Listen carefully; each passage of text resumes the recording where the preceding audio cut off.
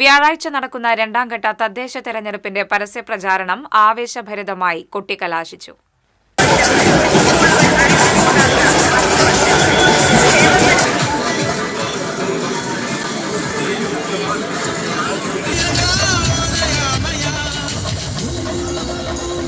തൃശൂർ ജില്ലയിലെ വിവിധ കേന്ദ്രങ്ങളിൽ നടന്ന കൊട്ടിക്കലാശം ആവേശമായി. കോർപ്പറേഷൻ പരിധിയിലെ കലാശക്കൊട്ട് സ്വരാജ് റൌണ്ടിലാണ് നടന്നത്. ഇതോടൊപ്പം പ്രാദേശിക തലത്തിലും കലാശക്കൊട്ടുകൾ നടന്നു. തെക്കേ ഗോപുര നടയ്ക്ക് സമീപം എംഒ റോഡിലാണ് LDFന്റെ പ്രചരണ കലാശക്കൊട്ട് നടന്നത്.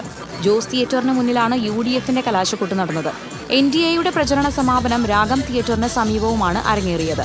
മുന്നണികളും അണികളും ആവേശത്തോടെയാണ് മണിക്കൂറുകൾ നീണ്ട കലാശക്കൊട്ടിൽ അണിനിരുന്നത്. ശബ്ദമുഖരിതമായ അന്തരീക്ഷത്തിൽ വർണ്ണക്കാവടികളും വർണ്ണ ബലൂണുകളും വലിയ കൊടിത്തോരണങ്ങളും വാദ്യമേളങ്ങളും വയറൻ പുലികളുമെല്ലാം കലാശക്കൊട്ടിന് ആവേശം പകർന്നു. അനിഷ്ട സംഭവങ്ങൾ ഒഴിവാക്കാൻ 3 വശങ്ങളിലും ബാരിക്കേഡ് വെച്ച് പോലീസ് കമ്മീഷണറുടെ നേതൃത്വത്തിൽ വൻ സുരക്ഷയും ഒരുക്കിയിരുന്നു. കൊട്ടിക്കലാശത്തോടനുബന്ധിച്ച് തൃശൂർ നഗരത്തിലും പരിസര പ്രദേശങ്ങളിലും ഗതാഗത നിയന്ത്രണവും ഏർപ്പെടുത്തിയിരുന്നു. 1 മാസത്തോളം നീണ്ട തദ്ദേശ തെരഞ്ഞെടുപ്പ് പ്രചരണത്തിനും ആരവങ്ങൾക്കുമാണ് കൊട്ടിക്കലാശത്തോടെ പരിസമാപ്തിയായത്.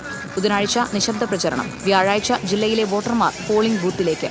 കോർപ്പറേഷൻ, ജില്ലാ പഞ്ചായത്ത്, 7 നഗരസഭകൾ, 16 ബ്ലോക്ക് പഞ്ചായത്തുകൾ, 86 ഗ്രാമപഞ്ചായത്തുകൾ എന്നിവ ഉൾപ്പെടെയുള്ള ജില്ലയിലെ 111 തദ്ദേശ സ്ഥാപനങ്ങളിലായി ആകെ 2204 സീറ്റുകളിലാണ് മത്സരം. ജില്ലയിലാകെ 7284 സ്ഥാനാർത്ഥികളാണ് മത്സര രംഗത്തുള്ളത്. TCV news, Thrissur.